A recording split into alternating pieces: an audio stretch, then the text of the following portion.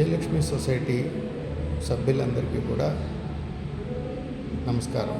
నా పేరు ఎరంకి రఘుభూషణ్, రాజమండ్రిలో ఉంటాను.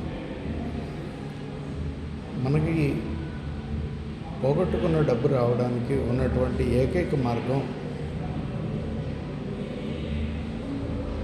ఈ బోర్డుని దింపి నీతి నిజాయితీ కలిగినటువంటి వాళ్ళని, చట్టం, న్యాయం, సహకార చట్టంలోని అంశాలన్నీ తెలుసున్న వారిని బోర్డులో పెట్టుకోవడం వల్ల మాత్రమే జరుగుతుంది.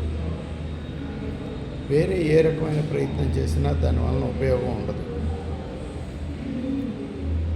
ఉదాహరణకి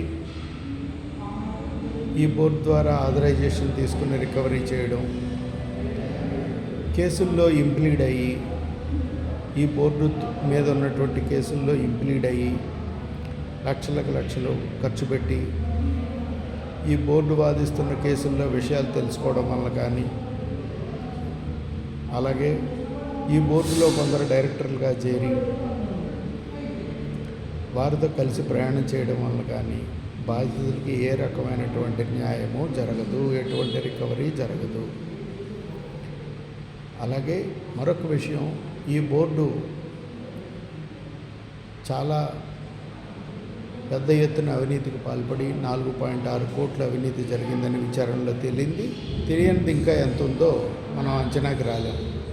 ఇలాంటి పరిస్థితుల్లో ఈ బోర్డుకి లీగాలిటీ కానీ వ్యాలిడిటీ కూడా లేదు.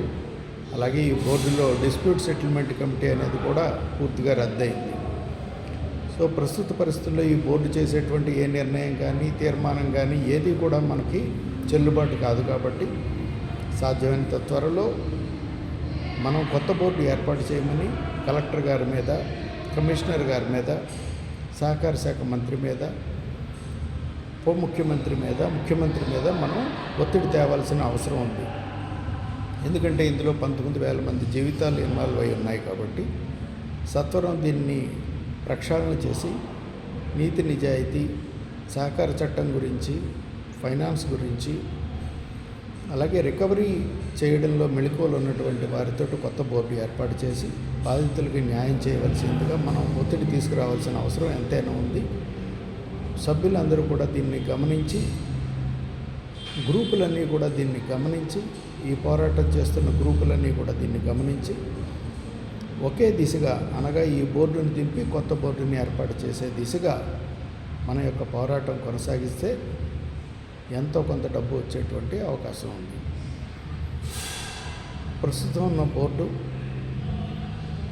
మసిపూసి మారేడికాయ చేసి ఒక 4 కోట్లు 5 కోట్లు పంచిపెట్టి అందరికీ తలో రూపాయో పావలాయో, రూపాయలు పావలా వచ్చిన గొప్ప విషయం, రూపాయలు 5 పైసలు ఇచ్చి మరో 5 ఏళ్ళు వీళ్ళు కాలం తాత్సారం చేసి మరింత దోపిడీ చేసుకునే ఆలోచనలో ఉన్నారు. బాధితులందరూ గమనించాలి. ఇలాంటి పరిస్థితులు కొనసాగడానికి వీల్లేదు. అందరూ ముక్త కంఠంతో ఏకతాటిపైకి వచ్చి ఈ బోర్డుని సత్వరం దింపి ఆగస్టు 15 నాటికి కొత్త బోర్డుని ఏర్పాటు చేసుకుని స్వేచ్ఛా స్వాతంత్రాలతోటి, చక్కటి రికవరీ ప్రణాళికతోటి మనం అనుకున్న లక్ష్యం సాధిద్దాం. కలెక్టర్ గారికి ఈ బోర్డు మీద ఎఫ్ఐఆర్ చేయమని మొన్న మనం పీజీఆర్ఎస్లో ఇవ్వడం జరిగింది. అలాగే సర్పవరం పోలీస్ స్టేషన్లో కూడా ఎఫ్ఐఆర్ ఎందుకు చేయలేదో తెలియజేయమని వారికి పీజీఆర్ఎస్ పెట్టడం కూడా జరిగింది. అందుచేత బాధితులందరూ ఈ విషయాన్ని గుర్తుపెట్టుకుని సహకరిస్తారని ఆశిస్తూ మీ అందరితోటి ప్రయాణం చేస్తున్న రఘుభూషణ్.